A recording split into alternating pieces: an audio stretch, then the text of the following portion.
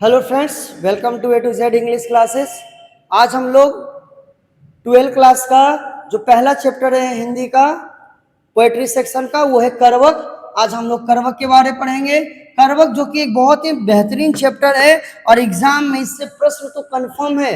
इससे question answer पूछा जाता है, इस चैप्टर से ऑब्जेक्टिव पूछा जाता है और यहाँ तक कि इसका जो भावार्थ जो है इस करवक का वो भी पूछ दिया जाता है लॉन्ग क्वेश्चन में, है ना। इसीलिए जरा सा ध्यान से देखेंगे। और ये जो करवक आप देख रहे हैं, इसमें वन वीडियो में मतलब पूरा का पूरा डिटेल्स में बता रहा हूँ, जरा ध्यान देंगे। और ये बिल्कुल सही लिखा हुआ है कि एग्जाम में इससे बाहर कभी नहीं रहेगा, बिल्कुल नहीं। अगर आप ये बिल्कुल लास्ट तक देखेंगे तो पूरा का पूरा क्वेश्चन आपका क्लियर हो जाएगा। अब बिना टाइम वेस्ट किए हुए स्टार्ट करते हैं। करवक। करवक का मतलब क्या होता है? जो कड़वा वचन होता है, जिसे बोलते हैं ना कि अगर किसी को हम बोल देते हैं तो कहते हैं ना कड़वा वचन है तो बुरा तो लगबे करेगा, तो बस वही है कड़वा वचन, एक सत्य वचन जो होता है, ठीक है। और ये जो करवक है वो लिखा हुआ है मलिक मोहम्मद जायसी के द्वारा। एक कवि है जिसका नाम है मलिक मोहम्मद जायसी, ये बहुत ही फेमस कवि है। और ये फोटो क्यों दिया हुआ है, बस 10 मिनट रुकिए, बेहतर रूप से आपको पता चल जाएगा, है ना। ये मलिक मोहम्मद जायसी के द्वारा लिखा हुआ है। तो अब टाइम बिना वेस्ट किए हुए स्टार्ट करते हैं एक बार फिर से। सबसे पहले इस पोएट के बारे, ये जो मैप देख रहे हैं इसका भी इंपॉर्टेंस है इस चैप्टर में, जरा ध्यान देंगे। देखिए स्टार्ट करते हैं, जिसमें सबसे पहला आता है इस कवि के बारे में, इस राइटर के बारे, इस कवि के बारे में। देखिए क्या आता है, समझेंगे जरा सा। ये चैप्टर का नाम है करवक, और करवक के जो कवि हैं वो है मलिक मोहम्मद जायसी। और मलिक मोहम्मद जायसी जो थे, इनका जन्म हुआ था अनुमानतः 1492 में।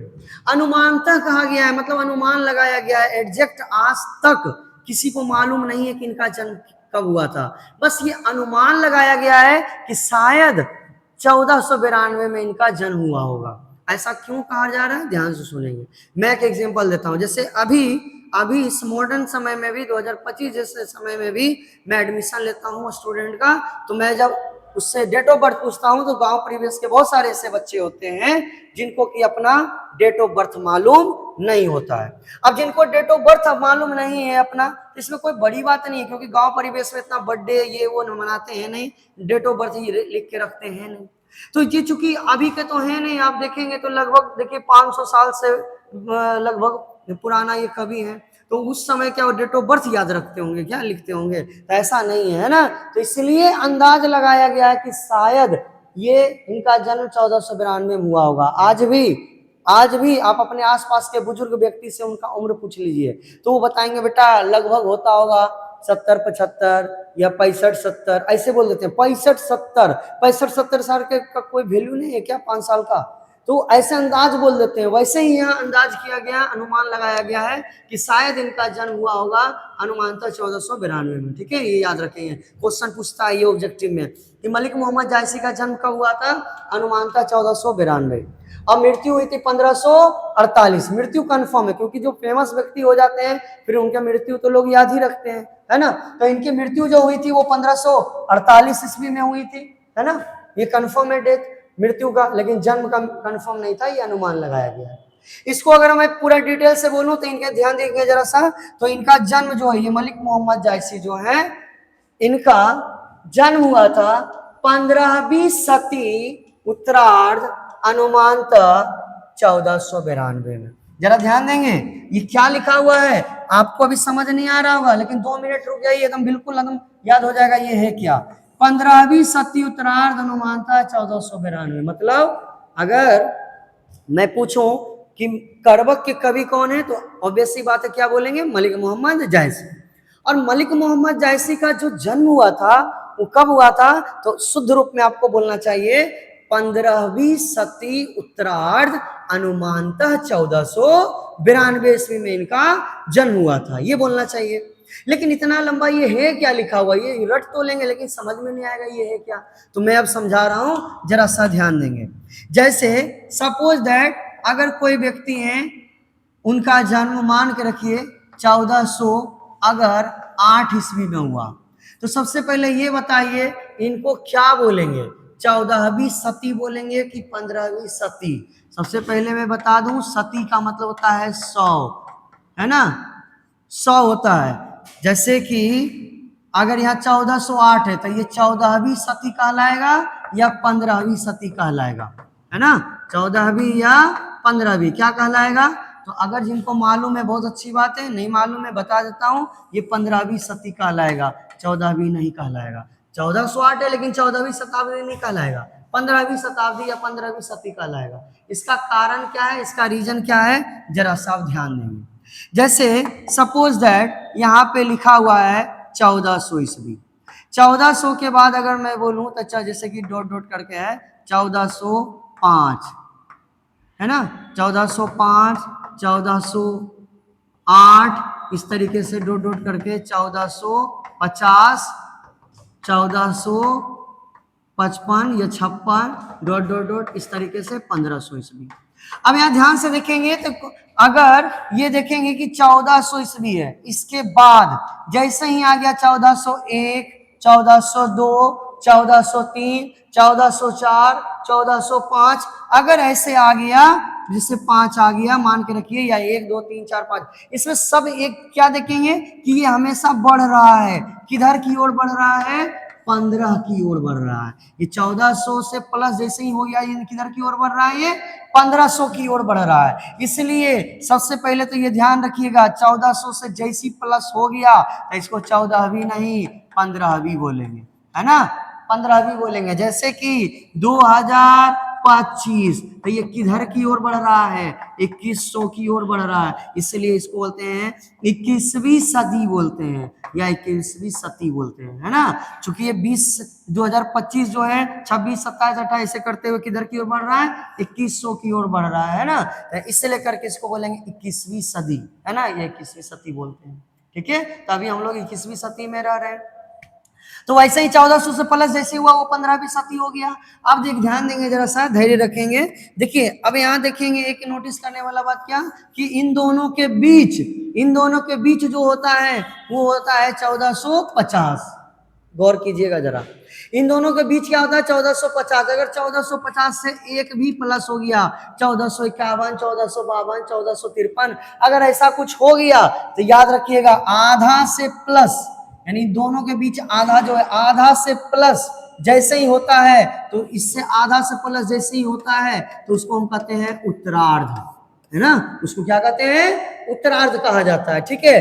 अब देखिए जगह जरा सा, अब देखिए तुरंत याद हो जाएगा, 1492 ईस्वी लिखा हुआ था उस कवि का जन्म। तो बताइए 1492 लिखा हुआ, इसका अर्थ क्या हुआ? सबसे पहले सती क्या होगा, 14 या 15वीं, 14वीं या 15वीं? तो ऑब्वियस सी बात है 15वीं सती कहलाएगा। तो यहाँ हम लिख देंगे 15वीं सती। अब ये बताइए 92 लिखा हुआ, तो 92 50 से प्लस हुआ कि नहीं हुआ? पर 50 से जैसे ही प्लस हुआ उसको क्या बोलेंगे, उत्तरार्ध। तो हो जाएगा 15वीं सती उत्तरार्ध, है ना? 15वीं सती उत्तरार्ध अनुमानता, चूंकि अनुमान लगाया गया इसलिए अनुमानता 1492 ईस्वी ऐसे करके बोलेंगे, है ना? तो उम्मीद है ये बात आपको समझ में आ गया होगा। छोटी सी बात थी लेकिन डिटेल से मैंने बताया है ना, ध्यान दीजिएगा जरा सा। तो इनका जन्म 15वीं सती उत्तरार्ध अनुमानता 1492 ईस्वी में इनका जन्म हुआ था, है ना? ध्यान देंगे जरा सा, वही चीज यहाँ मैं बताया हूँ।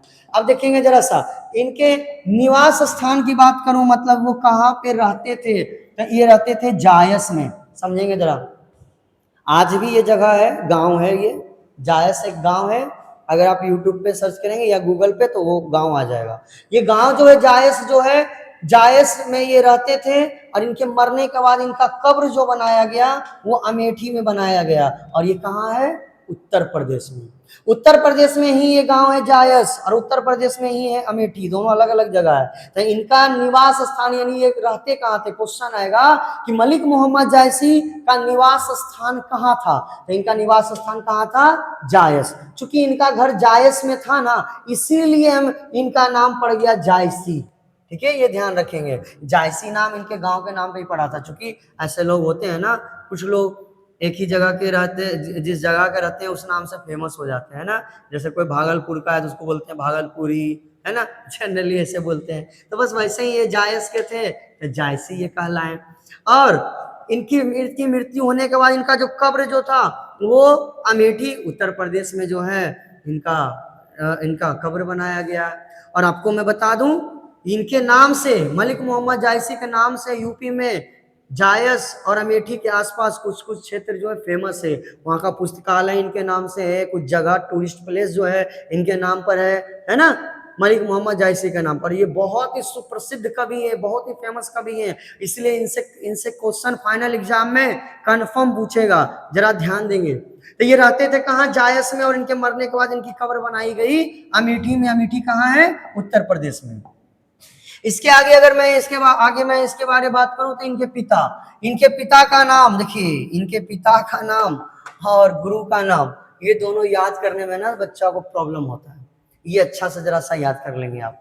पिता का नाम इनका था मलिक शेख ममरेज, और इसी का दूसरा नाम था मलिक राजे अशरफ। ऐसा नहीं दोनों अलग अलग आदमी नहीं बोलेंगे, एक ही है, ठीक है, ध्यान रखिएगा, पिता एक ही है, पिता एक ही है, कहते हैं नाम है मलिक शेख ममरेज इनके पिता का। तो क्वेश्चन आता है कि मलिक मोहम्मद, ये क्वेश्चन पूछा हुआ है फाइनल एग्जाम में, इन दोनों में से कोई एक क्वेश्चन पूछ देता है, कंफर्म पूछ देता है, आप क्वेश्चन बैंक निकाल के देख लीजिए, आपको मिल जाएगा। क्वेश्चन रहता है मलिक मोहम्मद जायसी के पिता का नाम क्या था, तो मलिक मोहम्मद जायसी के पिता का नाम था मलिक शेख ममरेज या फिर मलिक राजे अशरफ, ठीक है। तो मलिक शेख ममरेज या मलिक राजे अशरफ इनके पिता का नाम था। इनके गुरु की अगर मैं बात करूं तो इनके गुरु का नाम था सूफी संत शेख मोहिदी। ये सूफी संत क्या होते हैं, जनरली सूफी संत, जनरली ये मुस्लिम धर्म में जो है जो संत होते हैं सूफी संत, उनके बारे है। तो ये सूफी संत थे जिनका नाम था शेख मोहिदी, अच्छा से समझेंगे। मलिक मोहम्मद जायसी के जो गुरु थे उनका नाम था शेख मोहिदी, सूफी संत शेख मोहिदी।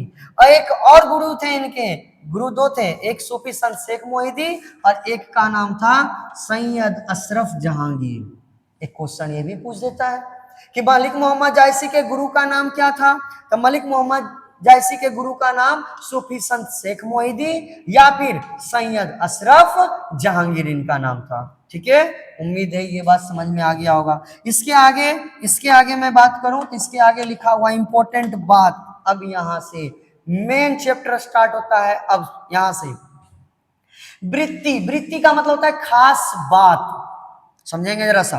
वृत्ति का मतलब खास बात, आखिर क्या खास बात ऐसी है, ऐसी क्या खास बात है मलिक मोहम्मद जायसी में जो हमें जाननी चाहिए, तो देखेंगे जरा सा। तो मलिक मोहम्मद जायसी के बारे खास बात यह है कि आरंभ में जायस में रहते हुए, चूंकि ये कहाँ रहते थे, जायस में रहते हुए ये किसानी किए, समझेंगे।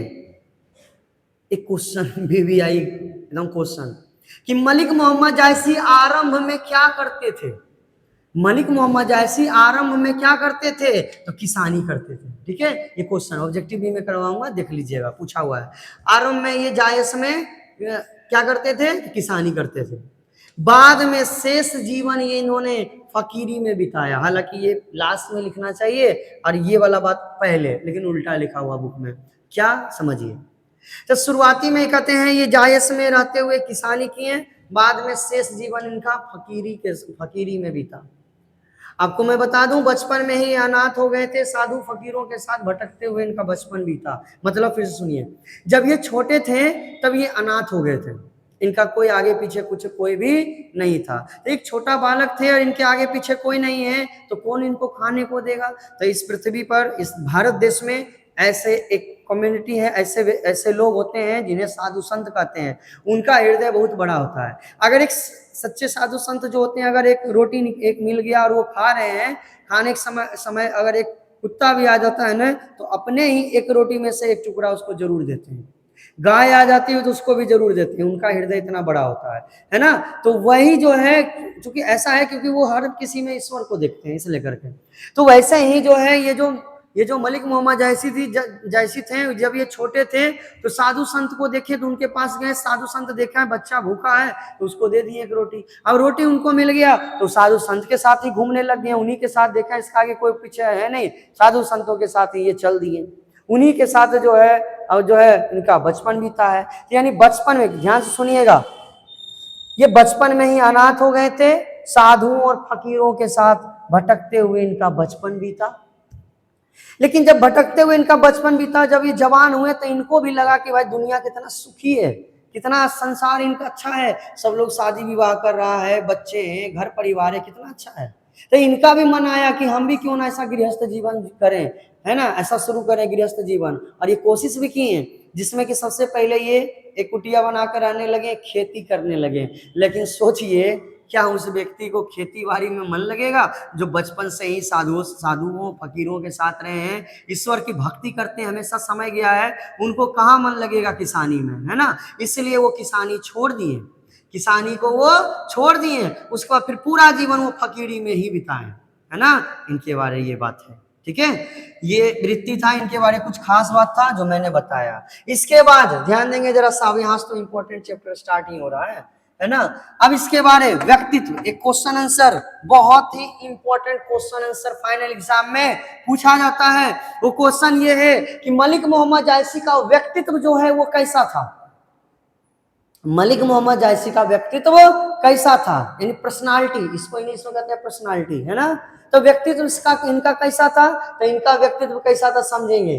चेचक के कारण ये रूपहीन थे, यानी ये सुंदर नहीं थे, साफ साफ शब्दों में लिखा हुआ है। चेचक आपको पता होगा, गांव देहात में इसको माता जी कहते हैं, फोड़ा फोड़ा हो जाता है पूरा शरीर में। उसमें एक भयावह चीज क्या होता है कि अगर किसी के चेहरे पर अगर हो जाता है फोका फोका, अगर वो जैसे ही फूटता है तो वो स्किन जो ऊपर का वो कट जाता है, और कटा कटा सा स्किन पूरा जिंदगी रह जाता है। अगर किसी को माताजी होता है ना तो वो दाग कहीं ना कहीं रह जाता है, आप नोटिस करेंगे इस चीज को, है ना। तो चेचक के कारण ही ये रूपहीन थे, ये मतलब ये सुंदर नहीं थे, चेचक पूरा मुंह में हो गया था, जिसके कारण बाद में चेचक खत्म होने के बावजूद भी वो सुंदर नहीं थे, पूरा कटा कटा सा इनका चेहरा था। तो क्वेश्चन ये है कि मलिक मोहम्मद जायसी का व्यक्तित्व कैसा था, तो ये चेचक के कारण रूपहीन थे तथा बाईं आंख और कान से वंचित थे, यानी बायां आंख और कान दोनों खराब था। बायां आंख और कान से ये वंचित थे, दोनों खराब था। मृदु भाषी मतलब मधुर भाषी थे, ये मीठा बोलते थे, है ना। मनस्वी, मनस्वी मतलब उच्च विचार वाला, विचार इनका उच्च था। स्वभावतः संत, और स्वभाव के ये संत थे। और यहां से एक ऑब्जेक्टिव पूछता है इससे कि मलिक मोहम्मद जायसी स्वभाव के कैसे थे, तो संत थे। क्वेश्चन दे देता है कि मलिक मोहम्मद जायसी का स्वभाव कैसा था, संत थे, फकीर था, क्या था। तो आंसर याद रखिएगा, संत, है ना, स्वभावतः संत थे, ठीक है। तो ध्यान से सुनेंगे। क्वेश्चन आएगा मलिक मोहम्मद जायसी का व्यक्तित्व कैसा था, तो मलिक मोहम्मद लिखेंगे, मलिक मोहम्मद जायसी चेचक के कारण रूपहीन तथा बाईं आंख और कान से वंचित थे, मृदुभाषी थे, मनस्वी थे और स्वभावतः संत थे, है ना। उम्मीद है ये बात बेहतर रूप से आपको समझ आ गया होगा, है ना। कृतियां की अगर मैं बात करूं कि आखिर ये क्या क्या लिखे हैं, यहीं से आ जाता है, ध्यान दीजिएगा जरा सा, यहीं से आ जाता है। इनका पूरा जो फेम है ना, या फेम यानी प्रसिद्धि, यानी किस कारण से ये फेमस हुए हैं पूरे भारत में, तो इनका एक सबसे बड़ा एक जो है जो चीज लिखे हैं वो क्या है, पद्मावत। ध्यान से समझेंगे, पद्मावत जो है ये लिखे हैं। अब पद्मावत लिखे हैं जिसके कारण कि पूरा भारत में ये फेमस हो गए हैं। एक फिल्म आया था पद्मावत, है ना, जो अभी आप फोटो अभी आप देखे होंगे, है ना, ये फोटो देखे होंगे, है ना, पद्मावत, इस फिल्म का नाम था पद्मावत।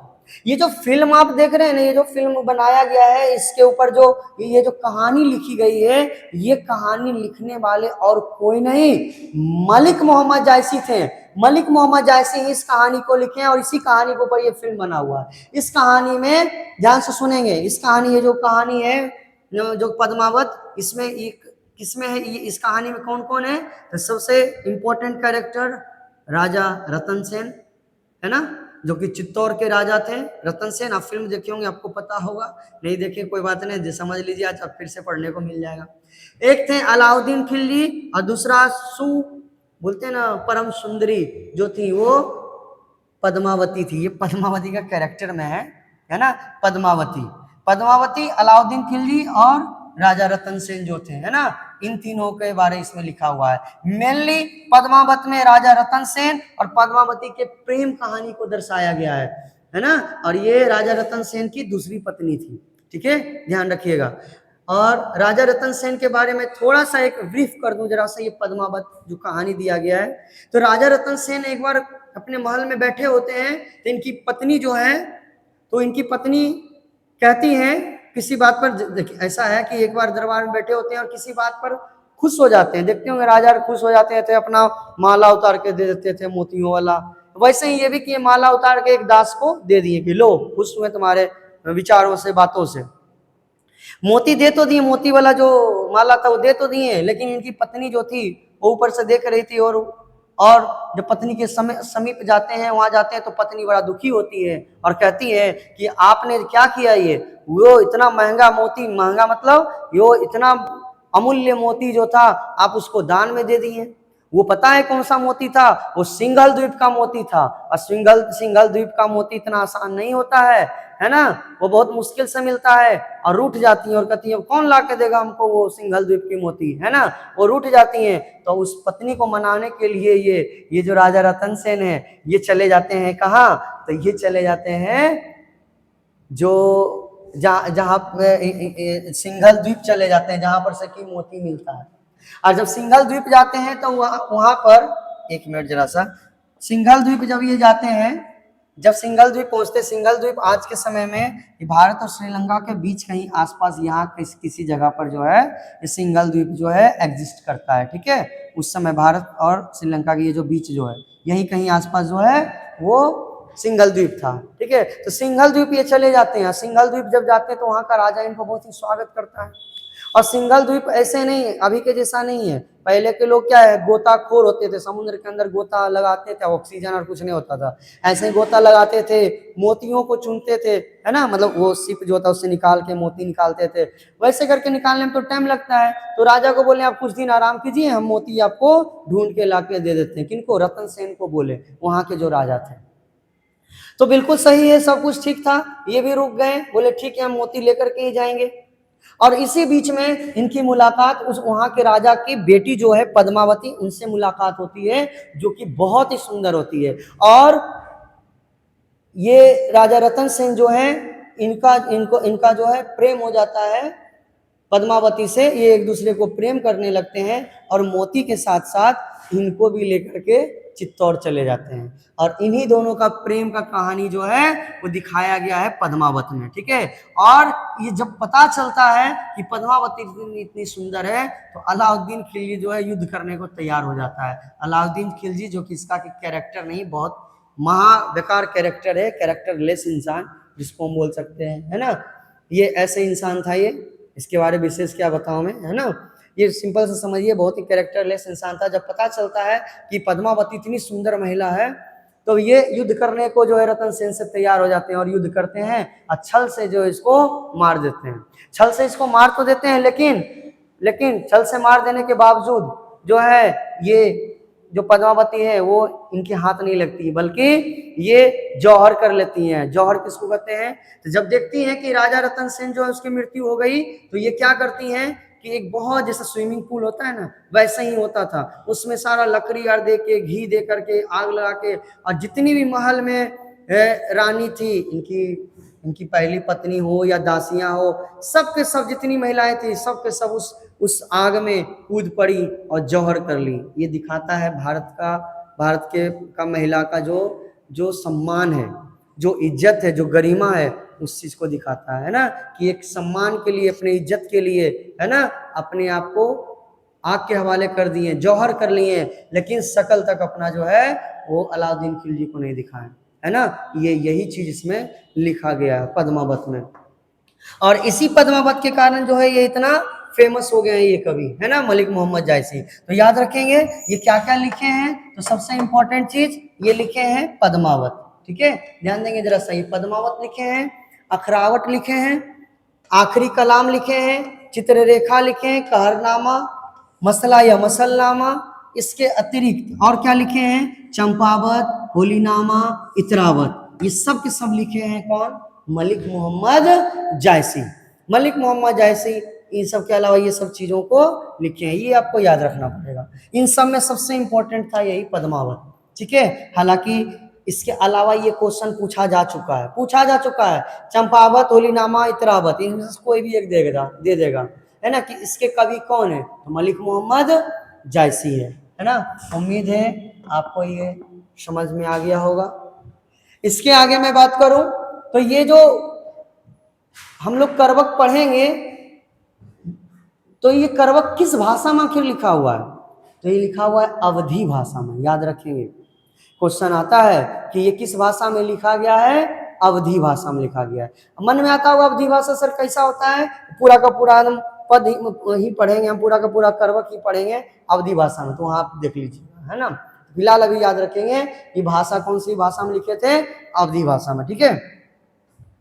अब यहां से स्टार्ट होता है नोट फर्स्ट, कि जायसी के जो लिखे काव्य हैं, समझेंगे। कहते हैं मलिक मोहम्मद जायसी के द्वारा लिखे जो अनेक काव्य प्राप्त होते हैं या हुए हैं, जो आचार्य रामचंद्र शुक्ल, डॉक्टर माता प्रसाद गुप्त आदि अनेक विद्वानों द्वारा अलग अलग जायसी ग्रंथावली के नाम से संपादित है। समझे नहीं होंगे आप? अब मैं समझा रहा हूं, ध्यान से सुनेंगे। ऐसा है कि चूंकि ये कवि 500 साल पुराना है, इनकी कविताओं के ऊपर रिसर्च किया गया, इनकी कविताओं को ढूंढा गया कि क्या क्या ये लिखे हैं। तो जो विद्वान जो थे, जो इन पर रिसर्च कर रहे थे, उनका नाम है आचार्य रामचंद्र शुक्ल, एक व्यक्ति का नाम, और एक का नाम है डॉक्टर माता प्रसाद गुप्त। ये दोनों जब इनके ऊपर रिसर्च कर रहे थे, तो जो भी कविताएं मिल रही हैं, इन सबको एक ग्रंथावली, ऐसे मान के रखिए आप समझाने के लिए, कि एक किताब है ना, उसमें सब कविता को इकट्ठा कर रहे थे, रख रहे थे, और उस किताब का, उस ग्रंथ का नाम था जायसी ग्रंथावली, है ना। जायसी ग्रंथावली उसका नाम था। तो क्वेश्चन इससे आता है कि जायसी के लिखे अनेक काव्य जो प्राप्त हुए हैं, उसको किस नाम से संपादित किया गया है? तो जायसी ग्रंथावली के नाम से संपादित किया गया है। फिर से सुनेंगे, जायसी के लिखे जो अनेक काव्य प्राप्त हुए हैं, उसे किस नाम से संपादित किया गया है? तो उसे संपादित किया गया है जायसी ग्रंथावली के नाम से। किस नाम से? जायसी ग्रंथावली के नाम से उसको संपादित किया गया है। यहां तक में कोई दिक्कत नहीं होगा। इसके बाद देखेंगे जरा सा नोट सेकेंड में, यहां ध्यान दीजिएगा जरा सा। तो नोट सेकेंड में यहां देखेंगे तो लिखा हुआ है जायसी की उज्जवल अमर कीर्ति का जो आधार है, मतलब मलिक मोहम्मद जायसी जो थे, उनका अमर कीर्ति का आधार, जो उज्जवल अमर कीर्ति, यानी इतना जो फेमस है, वो किस कारण से है? तो उसका महान कथा काव्य है पद्मावत। एक और इंपॉर्टेंट क्वेश्चन, ध्यान से सुनेंगे। क्वेश्चन आएगा कि पद्मावत क्या है, पद्मावत है क्या आखिर? तो वो कथा काव्य है, याद रखेंगे। क्या है ये? कथा काव्य, है ना। तो याद रखेंगे ये कथा काव्य है। कहते हैं जायसी का उज्जवल अमर कीर्ति का आधार जो है वो क्या है? तो वो है पद्मावत, है ना। उनका कथा काव्य पद्मावत, यानी किस कारण से वो इतना फेमस है? पद्मावत के कारण। जिसमें चित्तौर नरेश, नरेश मतलब राजा, जिसमें चित्तौर के राजा रतन सेन और सिंघल द्वीप की राजकुमारी पद्मावती की प्रेम कथा है। ये बात मैंने पहले बता दिया था, है ना। नोट थर्ड और अंतिम, मलिक मोहम्मद जायसी को प्रेम के पीर के कवि कहा जाता है। एकदम इंपॉर्टेंट क्वेश्चन है। क्वेश्चन पूछता है कि मलिक मोहम्मद जायसी को कैसा कवि कहा जाता है? तो मलिक मोहम्मद जायसी को प्रेम के पीर के कवि कहा जाता है, यानी प्रेम की जो पीड़ा है, जो दुख है ना, उसको समझने वाला, उसको लिखने वाला कवि कहा जाता है ना, याद रखेंगे। तो इनको प्रेम के पीर के कवि कहा जाता है। ये एक इंपॉर्टेंट ऑब्जेक्टिव बनता है। ये मैं साइड जब होता हूं तो आप स्क्रीनशॉट करके लिख सकते हैं, है ना। देखिए ये नोट सेकेंड, नोट थर्ड खत्म। अब देखिएगा जरा सा, कवि के बारे पूर्ण रूपेण कंप्लीट हो चुका है। अब स्टार्ट करेंगे इसका पद। इसका पद जो है मलिक मोहम्मद जायसी के द्वारा लिखा हुआ जो पद है उसको पढ़ेंगे, और ध्यान से पढ़ेंगे एकदम। एक एक ऑब्जेक्टिव, एक एक क्वेश्चन से सब बन जाएगा। और सबसे इंपॉर्टेंट इसका अर्थ लिखने कहता है, जो लॉन्ग क्वेश्चन में आता है। क्वेश्चन आ जाएगा कि प्रथम करवक का भावार्थ स्पष्ट करें, यानी प्रथम करवक जो है इसका अर्थ आप बताइए। लॉन्ग क्वेश्चन में ही आता है, पूछता है ये क्वेश्चन। अब बहुत इंपॉर्टेंट है 2026 के लिए, तो बहुत इंपॉर्टेंट है, समझ लेंगे जरा सा। स्टार्ट होता है, इसमें कहते हैं प्रथम करवक में, एक नैन कवि मोहम्मद गुनी। हम ध्यान सुनेंगे, एक नैन कवि मोहम्मद गुनी, एक नैन मतलब आंख, एक नैन कवि मोहम्मद, मोहम्मद मतलब मलिक मोहम्मद जायसी, मोहम्मद मतलब मलिक मोहम्मद जायसी। अब गुनी मतलब गुनी यानी गुणशाली, यानी जो गुण से भरा हुआ हो, जो क्वालिटी से गुण से एकदम भरा हुआ हो, उसको कहते हैं गुनी। बोलते हैं ना ये आदमी बहुत गुनी है, वही बात है। कहते हैं कवि, कवि का मतलब कवि, कवि का मतलब कवि।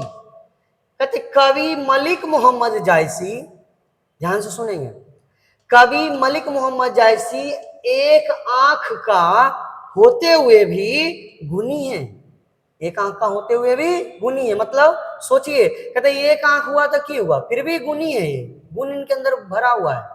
फिर से समझेंगे, कहते हैं एक नैन कवि मोहम्मद गुनी, यानी कवि मलिक मोहम्मद जायसी एक आंख का होते हुए भी गुनी है, गुणवान है ना।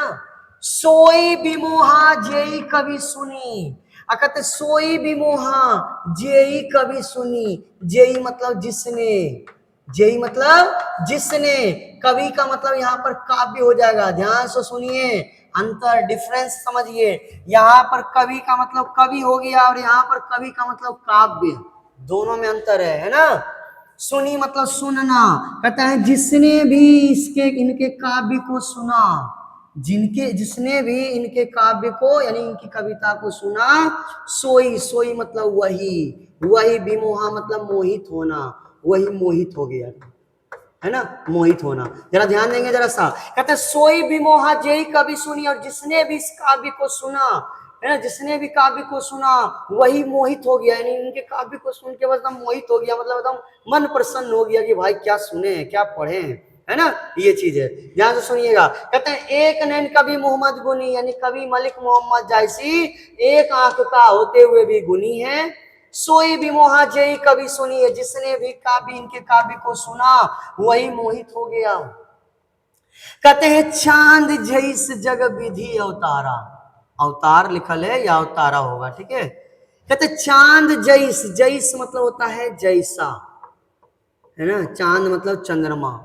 जग विधि अवतारा, जग मतलब संसार, है ना, जग मतलब संसार। विधि बोलते हैं, सुने होंगे वर्ड बहुत कि विधि का विधान कौन मिटा सकता है। तब विधि का विधान मतलब की होता है, विधि का मतलब ईश्वर, यानी जो ईश्वर है, ईश्वर का लिखा हुआ कौन मिटा सकता है ना। अवतार मतलब अवतरण लेना, यानी कि जन्म लेना।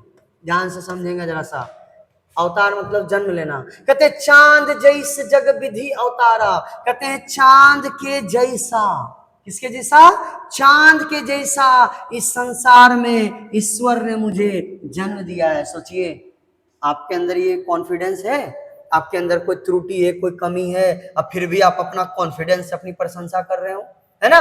देखिए ये यहाँ एक आंख इनका खराब है, एक कान से वंचित है, चेचक के कारण रूपहीन है, सुंदर नहीं है देखने में, फिर भी देखिए अपनी अपना कॉन्फिडेंस इनका देखिए कितना है।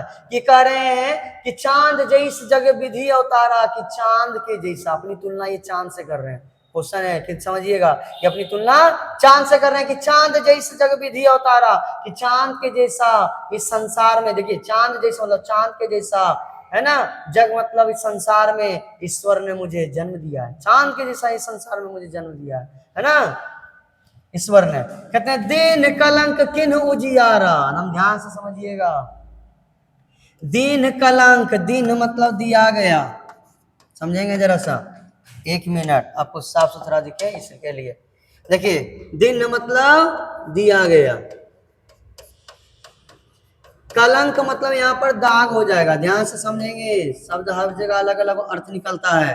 कलंक मतलब दाग, किन उजियारा, समझिएगा उजियारा मतलब होता है उजाला करना, समझा रहे तुरंत समझ जाइए एकदम 2 मिनट में। देखिए क्या लिखा हुआ, कहते दिन कलंक किन उजियारा, कहते ये जो चंद्रमा है उसमें दिया गया है, क्या दिया गया है, दाग दिया गया। अर्थात कहते चंद्रमा में भी तो दाग है, अगर हमारे अंदर कुछ कमी है तो क्या हुआ, क्या फर्क पड़ गया। ध्यान से सुनिएगा। कहते हैं चंद्रमा में भी तो दाग है, अपनी तुलना देखिए कैसे कर रहे हैं। कहते हैं हमारा एक आंख एक कान खराब है तो क्या हुआ, फिर भी हम चंद्रमा के जैसा है। कैसे? तो चंद्रमा में भी तो दाग है, लेकिन चंद्रमा को लोग दाग के लिए नहीं याद रखते हैं। अगर देखेंगे ध्यान तो बहुत सारे फिल्मों में शायरी जो है चंद्रमा पे किया गया है अपनी प्रेमिका के लिए।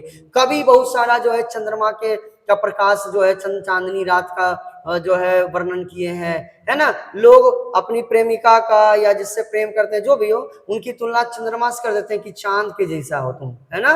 तो सोचो ये चंद्रमा की बात करते, चांद से तुलना कर देते थे। चंद्रमा की तुलना जो करते हैं उसके दाग के लिए करते हैं कि उसके जैसा दाग तुम्हारे मुंह में है, ऐसा नहीं ना। जनरली किस लिए करते हैं? तो उसकी सुंदरता की तुलना करने के लिए, है ना। तो चंद्रमा को हम उसकी सुंदरता के लिए जानते हैं, उसकी प्रकाश के लिए जानते हैं, ना कि हम उसके दाग के लिए जानते हैं। चंद्रमा को जब कोई देखता है चांदनी प्रकाश में, यानी जब पूर्णिमा का दिन हो और छत पर खड़ा होकर के आप देखिए क्या माहौल है, कितना बेहतर, कितना सुंदर दिखता है वो, है ना। तो चंद्रमा को हम उसके प्रकाश, जो शीतलता भरा जो प्रकाश है, उसकी सुंदरता के लिए, चंद्रमा को उसकी सुंदरता के लिए जानते हैं, ना कि उसके दाग के लिए। तो वही ये कहना चाहते हैं कि चांद में भी तो दाग दिया गया है, दिन कलंक किन उजियारा। चंद्रमा में भी तो दाग दिया गया है, लेकिन हम उसके दाग के लिए नहीं जानते हैं, बल्कि उनके उजियारा यानी प्रकाश जो दे रहा है, हम उसके प्रकाश के लिए जानते हैं। इस संसार को जो उजाला कर रहा है उसके लिए हम जानते हैं, है ना। ये चीज कह रहे हैं। आगे ध्यान दीजिएगा, इनका कॉन्फिडेंस लेवल देखिए, और आगे ये क्या कहते हैं। ये कहते हैं, ध्यान दीजिएगा, कि जग सूझा एक ही नैना। जग मतलब संसार, ये तो आपको पता चल ही गया होगा, है ना। सूझा मतलब देखा, है ना। और एक ही मतलब एक ही, एक ही मतलब एक ही। नैना मतलब नैन से, यानी आंख से। नैन से मतलब आंख से। कहते हैं इस संसार को मैंने एक ही आंख से एकदम बेहतर रूप से भली भांति देखा है। हिंदी समझिए, इसका हिंदी क्या बोलेंगे? जग सूझा एक ही नैना, मतलब इस संसार को मैंने एक ही आंख से भली भांति देखा है। मतलब ये कह रहे हैं, जो लोग हैं जो इनको मजाक उड़ा रहे हैं, उनको कह रहे हैं कि तुम्हारे पास दो आंख है तो क्या हुआ, अपने आप को ज्यादा स्मार्ट मत समझो। ऐसा नहीं है, तुम दो आंख से जो चीज को देख रहे हो वो हम एक आंख से भी देख रहे हैं, अच्छा से देख रहे हैं संसार को। ऐसा नहीं है कि एक आंख से हमको जो है आधा संसार दिख रहा है, आधा नहीं दिख रहा है, और तुम्हारे पास दो आंख है तो तुम पूरा संसार देख रहे हो। ऐसी बात बिल्कुल भी नहीं है। तो वो ये वही कह रहे हैं कि जग सूझा एक ही नैना, मतलब एक ही आंख से मैंने इस संसार को भली भांति यानी अच्छी तरीके से देखा है। उवा सुख असनख्तन महा, कितना बेहतरीन लाइन है। कहते हैं उवा सुख, सुख मतलब होता है शुक्र ग्रह, शुक्र ग्रह। असनख्तन महा मतलब समझाते हैं, उवा का मतलब होता है उदित, उवा का मतलब उदित, उदित मतलब होता है चमकना, उदित का मतलब चमकना होता है। कहते हैं उबा सुख असनख्तन महा, नख्तन मतलब होता है नक्षत्र, नक्षत्र, नक्षत्र में 9 गो ग्रह होता है ना।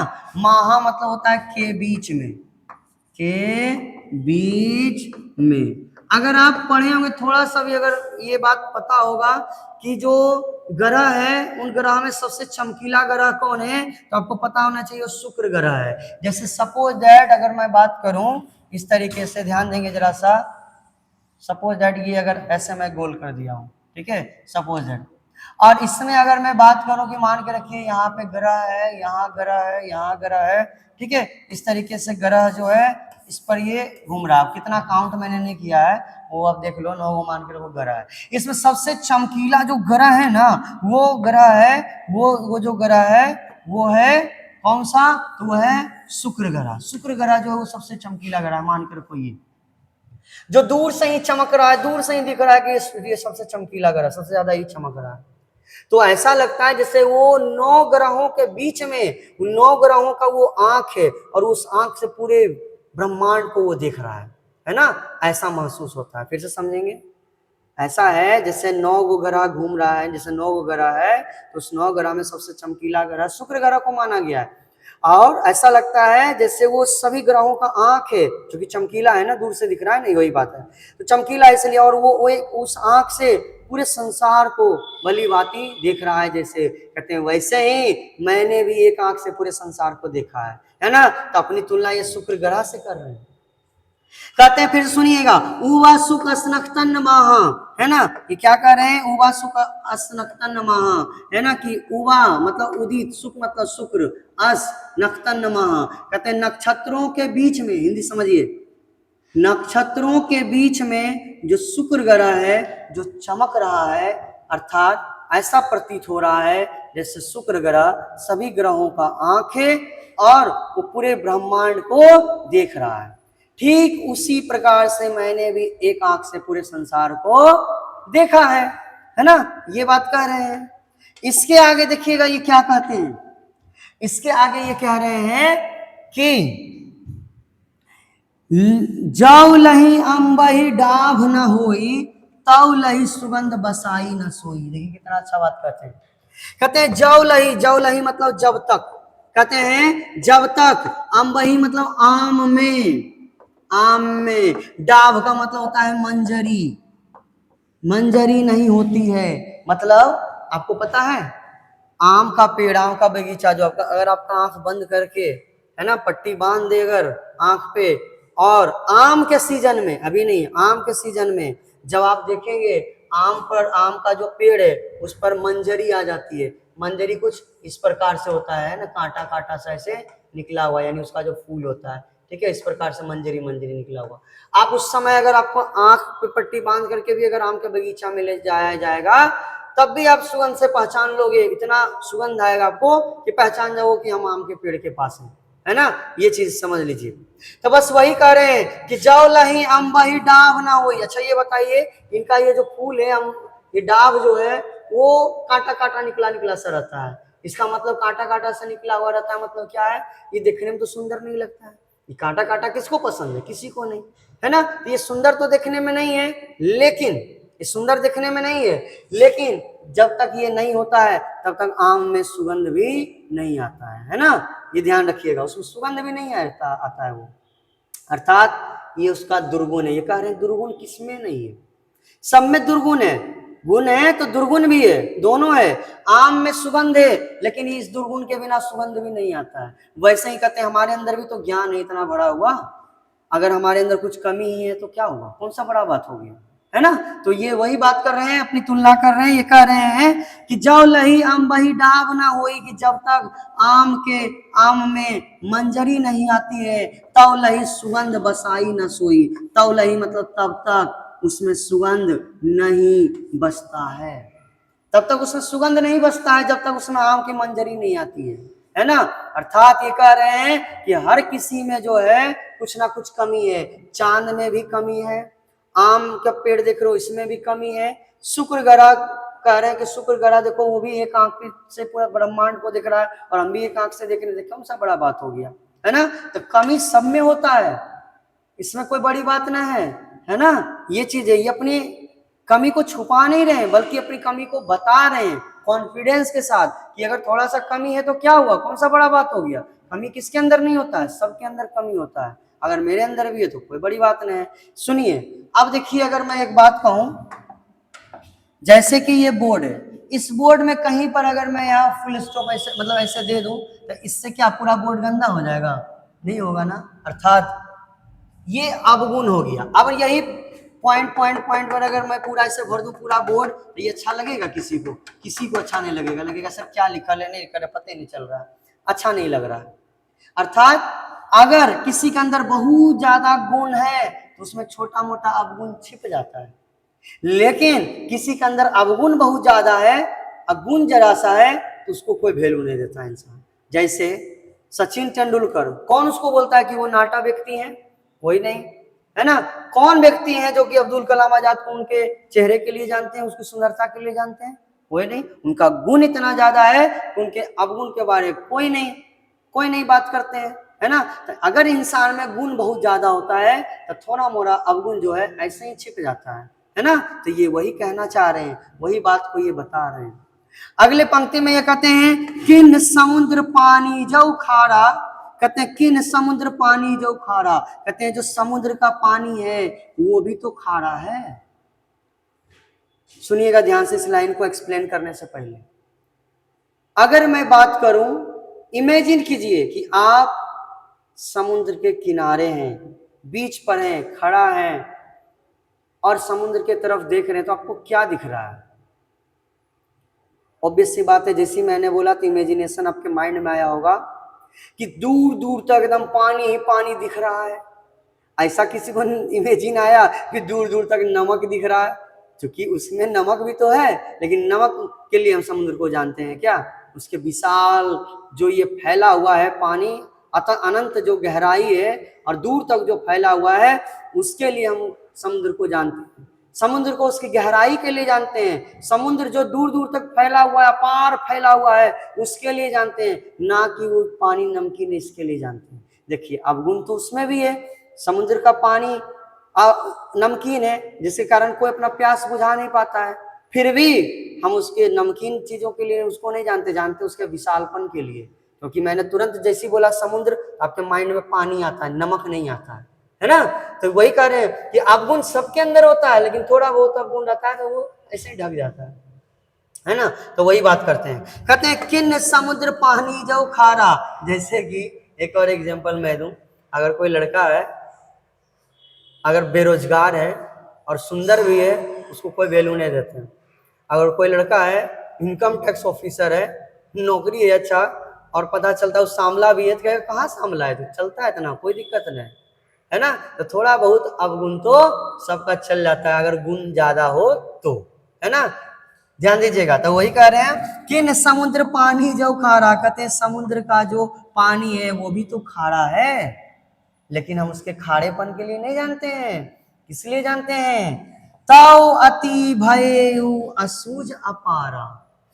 कहते हैं समुद्र का पानी चूंकि खारा है, तभी तो वो असूझ और अपारा है, यानी असूझ, असूझ या जो सूझ नहीं रहा हो, यानी दिख नहीं रहा हो, इतना दूर तक फैला हुआ। अपारा मतलब अपार एकदम पानी, पानी का कमी नहीं, एकदम अपार पानी हो। असूझ मतलब जो सूझ नहीं रहा हो, एकदम दूर दूर तक फैला हुआ हो, है ना? ये उसकी बात कर रहे हैं।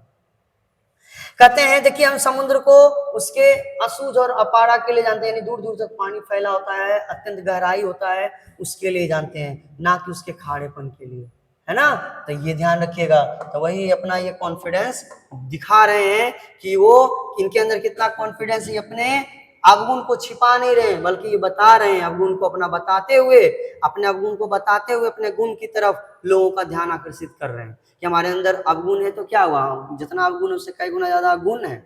तो वही इसीलिए देखिएगा अंतिम लाइन इसका सबसे इंपॉर्टेंट है, जरा ध्यान दें। कहते हैं जौ सुमेरु त्रिशूल विनाशा, एकदम ध्यान दीजिएगा।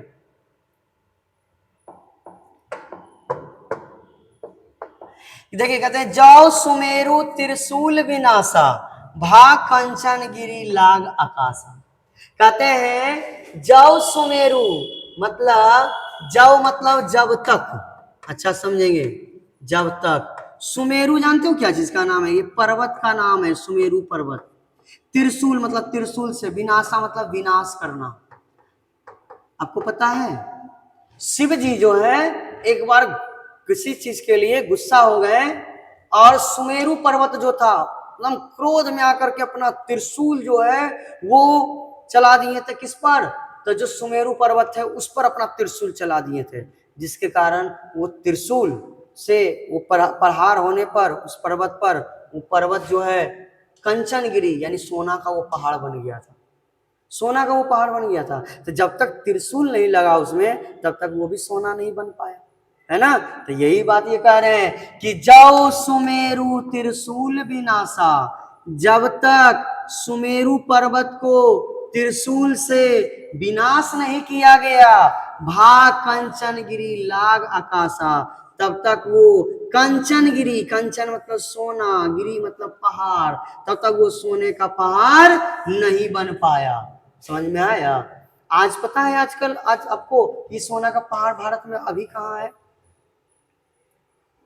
आपको पता है क्या? नहीं पता होगा। आप सोच रहे होंगे मैं बताऊं, मुझे पता रहता मैं पढ़ा रहा होता क्या? देखिए यार ऐसा कुछ है नहीं, वो पहले के में ऐसा कुछ लिखा हुआ है, ठीक है? कहते हैं जब सुमेरु त्रिशूल विनाशा, कि जब तक सुमेरु पर्वत पर त्रिशूल से विनाश नहीं किया गया उसको, तब तक जो है सोने का पहाड़ वो तब तक नहीं बन पाया, है ना? जब लही घड़ी कलंक ना पड़ा, ध्यान से सुनिएगा, पीछे पंक्ति में कलंक का अर्थ आया था, क्वेश्चन आंसर में पूछता है कांच, कलंक, इस सब का अर्थ क्या होता है। यहाँ पर कलंक मतलब बताए थे चंद्रमा में दाग, लेकिन यहाँ पर कलंक का मतलब कुछ अलग हो जाता है, ध्यान से देखेंगे बेहतर रूप से।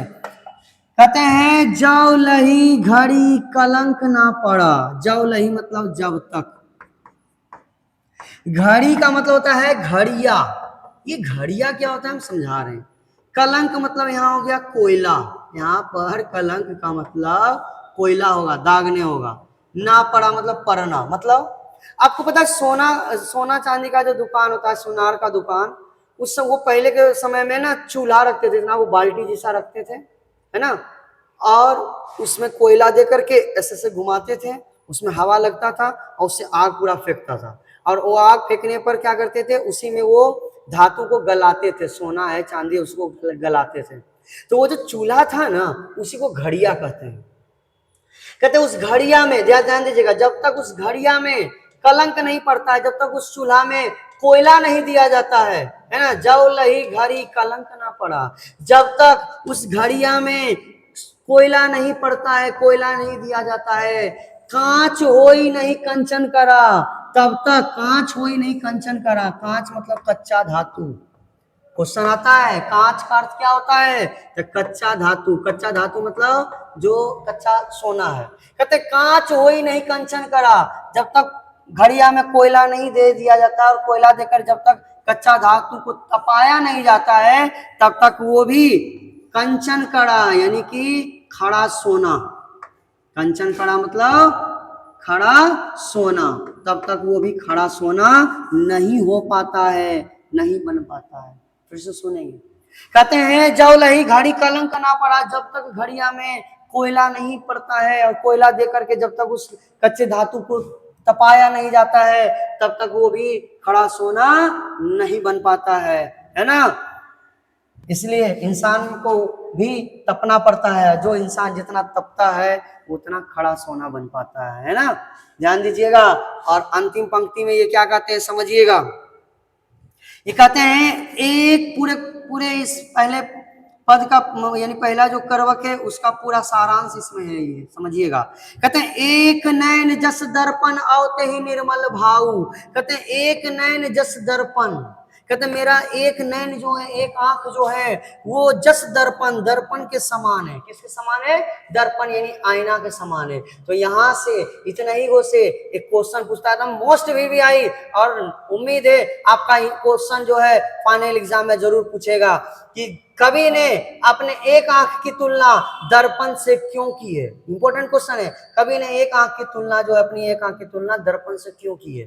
क्योंकि दर्पण कभी झूठ नहीं बोलता है, आप जैसा दिख रहे हैं वैसा ही दर्पण में आप दिखिएगा, है ना। कहते हैं जिस प्रकार से दर्पण में साफ सुथरा चीज दिखता है ना, देखिए दो भाव यहाँ है, उसी तरीके से उतना ही साफ सुथरा अपना एक आंख से पूरे संसार को देखें।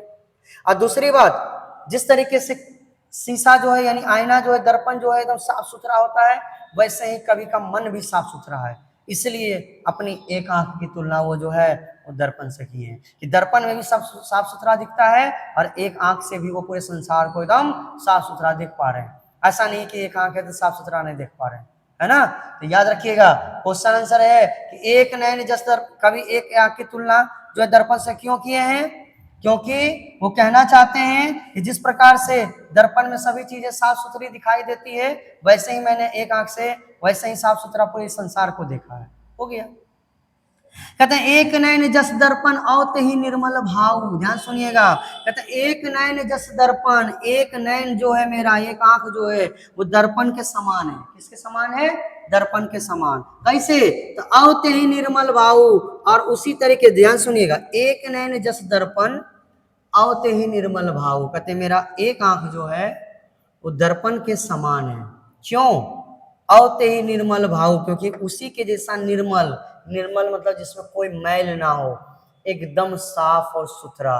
कहते हैं औते ही निर्मल भाव, उसी तरीके से एकदम जैसे कि आईना साफ सुथरा होता है, वैसे ही निर्मल, वैसे ही स्वच्छ इनका भाव है, उनका भाव विचार है ना। ध्यान रखिएगा, औते ही निर्मल भाव, वैसे ही इन कवि का जो भाव विचार है वैसे ही साफ सुथरा और निर्मल है। समझ में आ गया होगा। कहते हैं सब रूपवंत गही मुख जो वही कई चाहू। ध्यान दीजिएगा, अंतिम में कहते हैं सब रूपवंत, चूंकि कहते हैं हमारे अंदर इतना गुण है, इतना गुण है जिसके कारण सब रूपवंत, सब के सब जो सुंदर सुंदर लोग हैं, रूपवंत मतलब सुंदर सुंदर लोग, जिसके कारण सब के सब जो रूपवंत है, सुंदर सुंदर लोग जो है, गही मुख जो वही कई चाहू, मेरे मुख की तरफ, मेरे मुख की तरफ जो वही कई चाहू, कुछ पाने की चाह में, कुछ पाने की चाह में ताकते रहते हैं। मतलब कहते हैं आज हमारे पास इतना गुण है कि बड़का बड़का जो है ना रूपवंत आदमी, सुंदर सुंदर जो है ना, मेरे तरफ ताकते रहता है। किस उम्मीद में? ताकि हमें भी कुछ ज्ञान दे सके। इनके पास क्या है? ज्ञान है। उस ज्ञान को प्राप्त करने के लिए जो है सुंदर सुंदर लोग जो है इनके तरफ ताकते रहते हैं, है ना। तो ये अपना गुण बता रहे हैं कि देखो, तो इस पंक्ति में हम लोग क्या देखें, ये कंप्लीट हुआ पहला पद जो कंप्लीट हुआ, सॉरी पहला जो कर्मक कंप्लीट हुआ।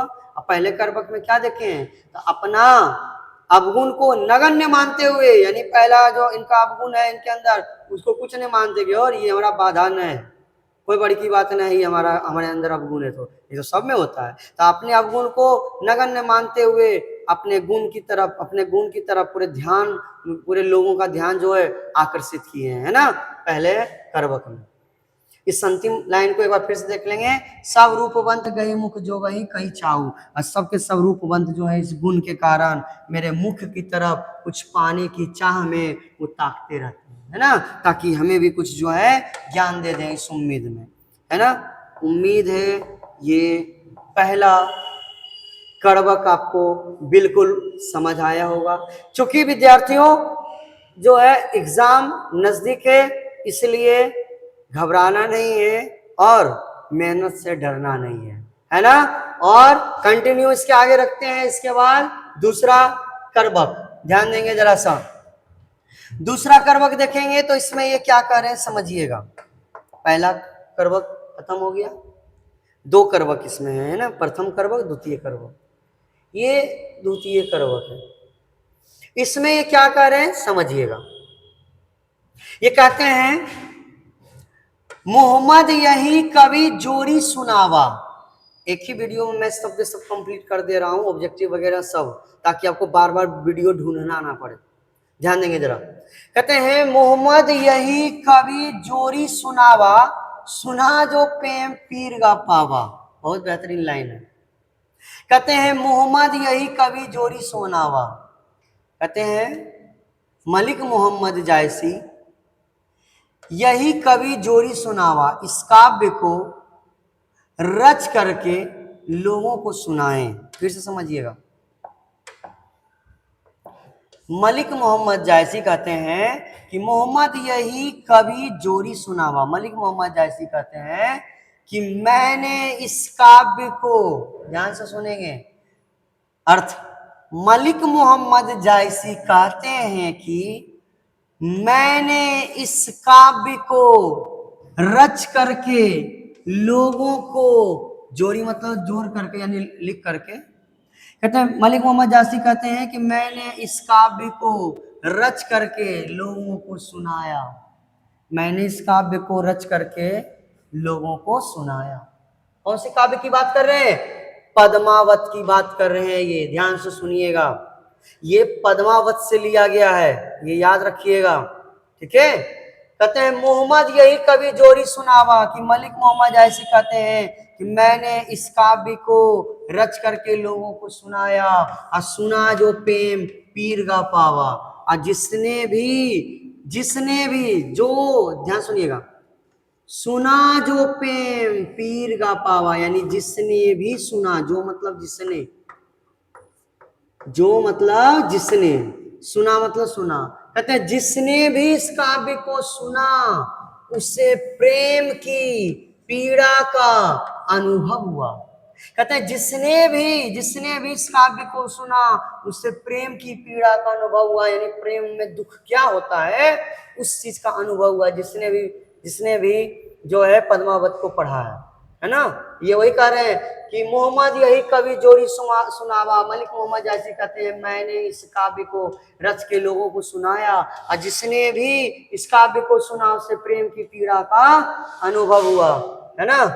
इसके आगे कहते हैं, देखिए क्या, इसके आगे कहते हैं जोरी लाई रकत कई लेई, मतलब इसका क्या है समझिएगा जरा सा।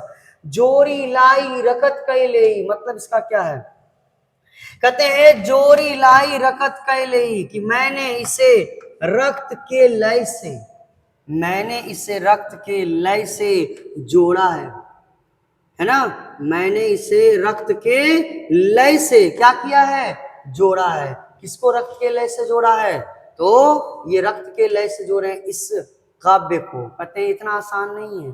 कभी क्यों कहते हैं कि मैंने इस काव्य को रक्त के लय से जोड़ा है, ये भी सुन लीजिए, ये भी प्रश्न है, क्वेश्चन सर है। क्योंकि कवि जो है रक्त के लय से इसको जोड़े हैं, ऐसा क्यों कहते हैं, क्योंकि उस समय सोचिए, अनुभव कीजिए, एक आंख से अंधे, एक कान से जो है खराब, कान भी खराब था, और उस समय कविता लिख करके जब ये लोगों को सुनाते होंगे तो कितना मजाक इनका बनता होगा कि काना आया है सुनाने के लिए कविता, वाह, है ना, ऐसा बोलते होंगे। तो इसलिए ये कहते हैं, ना जाने कितना अपमान सहे हैं, इसलिए कहते हैं कि मैंने इसको रक्त के लय से जोड़ा है। इसको आप आसान मत समझिए, बहुत निंदा इनका हुआ, बहुत ही इनको अपमान सहना पड़ा, है ना, इस काव्य को लिख के जब ये सुनाए। कहते हैं जोरी लाई रकत कैलई, मैंने रक्त के लय से इसे जोड़ा है। गाढ़ी प्रीति नैन जल भेई, और इस नैन में, इस आंख में जल को भर के, यानी इस आंखों में आंसुओं को भर के, गाढ़ी प्रीति यानी घनिष्ठ प्रीति मतलब प्रेम, घनिष्ठ प्रेम को दर्शाया है। घनिष्ठ प्रेम को दर्शाया है मतलब क्या है, गाढ़ी प्रीति नैन जल भेई, यानी कि ये आंखों में आंसुओं को भर करके इस प्रेम को दर्शाया है। अर्थात इनकी प्रेम कहानी को पढ़ के लोगों की आंखों में आंसू आ जाए, ऐसे इनकी प्रेम कहानी है ना। इनकी प्रेम कहानी पद्मावत की, है ना, यानी पद्मावती जो है, सॉरी पद्मावती जो है और रतन सेन की जो प्रेम कहानी है उसकी बात कर रहा हूं मैं। कहते हैं औ मन जानी कविता अस्किन्हा, कि औ मन, ये औ मतलब ये मन में जान करके, ये मन में जान करके मैंने इस काव्य की रचना की है। औ मन जानी कविता अस्किन्हा, कि मैंने ये मन में जान करके इस काव्य की रचना की, मतलब मैंने ये पहले जान लिया था, पहले ही मैंने ये जान लिया था, मन में पहले सोच लिया था क्या, मकू यह रहे जगत मह चिन्हा, कि मैं इस संसार में रहूं ना रहूं, मेरा पहचान के रूप में, मेरे चिन्ह के रूप में ये काव्य रह जाएगा। और सच बात है, आज तो मलिक मोहम्मद जैसे जीवित नहीं है, 500 वर्ष हो गया मृत्यु हुए, फिर भी आज हम उनको याद कर रहे हैं इनके काव्य के बल पर, है ना। तो वही लिखा हुआ है, मकू यह रहे जगत मह चिन्हा, मकू मतलब मेरा, है ना, यह रह जाएगा इस संसार में चिन्ह के रूप में, चिन्ह के, मेरा चिन्ह के रूप में, मतलब समझिए। कहते हैं औ मन जाने कवि तस्किन्हा, कि ये मन में जान करके मैंने इस काव्य की रचना की है कि मैं इस संसार में रहूं या ना रहूं, मेरे पहचान के रूप में ये काव्य रह जाएगा, है ना। और सत्य बात है। अंत अगला पंक्ति में ये कहते हैं, कहां सो रतन सेनी अस राजा, कहते हैं कहां है अब वो रतन सेन राजा, कहते राजा रतन सेन जो है अब वो कहां है, कहां सुवा असी बुद्धि उपराजा, और कहां है वो सुवा, सुवा उस व्यक्ति का नाम है ना, जो बहुत ही बुद्धिमान थे इसके राज्य में, रतन सेन के राज्य में सबसे बुद्धिमान व्यक्ति सुवा को बोला जाता था, ठीक है, जो कि उपराजा का भागीदारी रखते थे, क्या उपराजा के रूप में, है ना। कहते कहां सुवा असी बुद्धि उपराजा, कहते हैं कहां है वो सुवा बुद्धिमान उपराजा, कहां है वो, कहां अलाउद्दीन सुल्तान, कहते हैं कहां है वो सुल्तान अलाउद्दीन, कह राघव जेई किन्ह बखानु, कहते हैं कहां है वो राघव चेतन, राघव चेतन जो कि रतन सेन से गद्दारी किए थे, इसी के कारण जो है ना रतन सेन की मृत्यु हो गई थी। राघव चेतन जो है इनके रतन सेन के ही राज्य में पंडित था, और ये ये गद्दारी कर लिए थे और रतन सेन का सब कुछ जो खुफिया चीज था सब जाके जो है वो बता दिया था अलाउद्दीन खिलजी को, जिस कारण से वो बहुत ही मतलब समझो तो आधा युद्ध। देखिए अपना आदमी जब गद्दार निकल जाता है तो वैसे ही आदमी हार जाता है ना। तो बस वही है कि ये चूंकि ये जो है ये जो राघव चेतन जो था ये गद्दार निकल गया और जाकर के अलाउद्दीन खिलजी से जाके मिल गया और सब खुफिया चीज रतन सेन के बारे बता दिया था, है ना। ये चीज है। कहते कह राघव जे किन बखानू, कहते कहाँ है वो राघव चेतन जिसका कि मैं बखान करूं। कहाँ है वो राघव चेतन, नहीं है वो। इसके आगे कहते हैं देखिए क्या समझिएगा जरा सा, कहते कहाँ है राघव चेतन जिसका मैं बखान करूं। कह स्वरूप पदुमावती रानी, ध्यान से सुनिए, कहते हैं कह स्वरूप पदुमावती रानी, कहते हैं कहाँ है वो स्वरूप यानी परम सुंदरी पद्मावती रानी, कहाँ है वो। कोई ना रहा जग रही कहानी, कहते हैं आज इस संसार में कोई नहीं है, अगर है तो सिर्फ मेरी लिखी हुई कहानी है, ये सब इंसान कोई जीवित नहीं है। कहते हैं धनी सो पुरुष जस कीर्ति जासू, बहुत एकदम VVI लाइन है, एकदम जीवन में सीखने वाला लाइन है ये। कहते हैं धनी सो पुरुष की धन्य है वो पुरुष, धन्य है वो पुरुष जस कीर्ति जासू जिसका कीर्ति यानी मान सम्मान है इस संसार में। कहते हैं धन्य है वो पुरुष जिसका मान सम्मान है इस संसार में।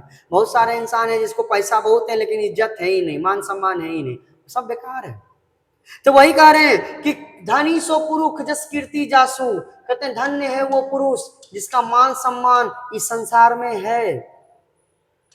फूल मरे पे मरे न बासु, कहते हैं फूल तो मर जाता है लेकिन मरे ना बासु, लेकिन बासु मतलब सुगंध, लेकिन सुगंध जो है वो नहीं मरता है कभी। मतलब आप एक एग्जाम्पल के तौर पर आप एक गुलाब का फूल लीजिए, उसको आप अपने कॉपी में या किताब में रख दीजिए और घर में रख दीजिए, उसको लेकर घूमिए मत, रख दीजिए और एक आध महीना 2 महीना बाद उसको फिर से निकालिए, पूरा सूख गया होता है, मर गया होता है फूल, लेकिन फिर भी आप सूंघेंगे ना तो उससे सुगंध गुलाब का ही आएगा, चमेली का नहीं आएगा।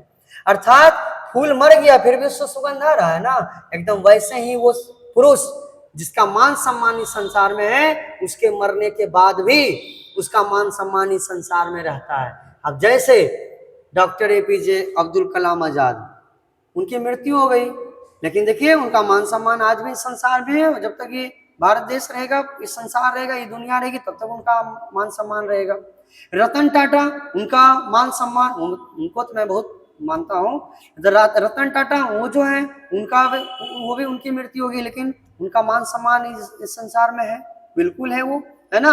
तो ये वही कह रहे हैं कि वो पुरुष धन्य है वो पुरुष जो जिसका मान सम्मान इस संसार में है। वो पुरुष उस फूल के समान है, जैसे फूल मरने के बाद भी उसका सुगंध नहीं न जाता है, वैसे ही उस मान सम्मान वाला पुरुष भी मरने के बाद भी उसका मान सम्मान खत्म नहीं होता है, बल्कि उनका मान सम्मान रहता है, हमेशा रहता है ना। ये चीज है। अंत में देखिए क्या कहते हैं, कई न जगत जस बेचा कई न लीन जस मोल, कहते हैं कोई नहीं है, कई मतलब कोई नहीं है इस संसार में, कोई नहीं है इस संसार में जिसने जस को बेचा है, जस मतलब मान सम्मान को बेचा है। कई न लीन जस मोल, कोई नहीं है जिसने मान सम्मान को मोल भाव में लिया है यानी खरीदा है। मतलब कभी ऐसा होता है कोई व्यक्ति कहेगा आज हमारे पास मान सम्मान बहुत बढ़ गया है, 10,000 का मान सम्मान तुम भी हमसे खरीद लो, ऐसा होगा क्या? नहीं। या कोई कहेगा हमारा मान सम्मान घट गया है, 5,000 का मान सम्मान दे दीजिए, ऐसा होगा क्या? नहीं होगा, बिल्कुल ऐसा नहीं है। तो वही कह रहे हैं कि कोई नहीं है इस संसार में, ध्यान दीजिएगा, कहते हैं कोई के ही ना जगत जस बेचा, कहते कोई नहीं है इस संसार में जिसने जस को यानी मान सम्मान को बेचा है। कई नाली ने जस मोल, कोई नहीं है इस संसार में जिसने इस मान सम्मान को मोल भाव में खरीदा है। जो यह पढ़े कहानी हम सब रहे दुई बोल, कहते हैं जो भी इस कहानी को पढ़ेगा हमें 2 बोल में यानी 2 शब्दों में याद जरूर करेगा। बिल्कुल सही बात है, आज हम इनको याद कर रहे हैं, है ना, 2 शब्दों में जरूर इनको याद कर रहे हैं। तो कहते हैं जो भी इस कहानी को पढ़ेगा हमें 2 शब्दों में जरूर याद करेगा। उम्मीद है बच्चों ये आपको बेहतर रूप से समझ में आया होगा, है ना, बेहतर रूप से समझ में आया होगा। और टाइम बिना वेस्ट किए हुए मैं इसका ऑब्जेक्टिव बनाता हूं। जो भी बच्चे पूरा वीडियो बिना स्किप किए होंगे देखे होंगे इसका ऑब्जेक्टिव वो तो देखते के साथ, मैं क्वेश्चन भी नहीं पढ़ूंगा आपको आंसर पता होगा गारंटी के साथ 100%। आप देखिए जरा सा, है ना, देखेंगे जरा सा। फर्स्ट क्वेश्चन, ये क्वेश्चन पूछा हुआ प्रश्न 2019 में। करवक किनकी रचना है? तुलसीदास की, कबीरदास की, केशवदास की, एक ऑप्शन मलिक मोहम्मद जायसी की। आंसर क्या हो जाएगा? मलिक मोहम्मद जायसी। ऐसा मत सोचो कि वही कलर वाला, अब सब सेम हो गया। इनमें प्रेम के पीर के कवि कौन है? यानी प्रेम के पीर के कवि पढ़ा चुका हूं मैं। प्रेम के पीर के कवि कौन है? जायसी, यानी मलिक मोहम्मद जायसी। पद्मावत किनकी रचना है? पद्मावत कौन लिखे हैं? पद्मावत लिखे हैं जायसी। और इस ऑब्जेक्टिव के दौरान मैं आपको एक बहुत ही बेहतरीन बात बताने जा रहा हूं जो कि पूरा चैप्टर पढ़ने के बाद आपका पूरा दिमाग हिल जाएगा। वो क्या है क्वेश्चन देखेंगे जरा सा। पद्मावत किनकी रचना है? तो जायसी की, मलिक मोहम्मद जायसी की रचना है। कहते जायसी किस शाखा के कवि हैं वो? तो प्रेम मार्गी हैं, वो प्रेम की बात करते हैं, है ना। तो याद रखेंगे जायसी किस शाखा के कवि हैं वो? प्रेम मार्गी हैं, वो प्रेम की बातों को प्रेम की बात करते हैं। मलिक मोहम्मद जायसी किस सदी के कवि हैं? इतना इजी क्वेश्चन है। किस सदी के कवि हैं ये? 15वीं सदी का, है ना। 15वीं सदी उत्तरार्ध अनुमानतः 1492 ईस्वी में जन्म हुआ था, याद होगा। लिए क्वेश्चन आ गया। मलिक मोहम्मद जायसी का जन्म कब हुआ था? अनुमानतः 1492, है ना। टाइम वेस्ट नहीं हो, तुरंत 2 सेकंड में क्वेश्चन। जायसी का निवास स्थान कहाँ था? याद कीजिए, निवास स्थान कहाँ था इनका? जायस, जायस में ही रहते थे, जिस कारण से इनका नाम जायसी कहलाया।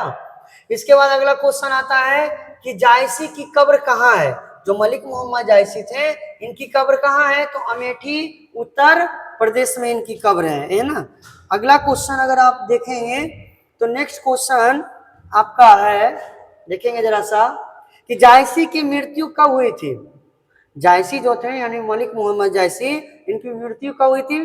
तो 1548 ईस्वी में इनकी मृत्यु हुई थी, ठीक है। अब अगला क्वेश्चन, जायसी के पिता का नाम क्या था? आप इसमें आप बता सकते हैं क्या था इनका, इनके पिता का नाम? मलिक शेख ममरेज या मलिक राजे अशरफ इनके पिता का नाम था, ठीक है।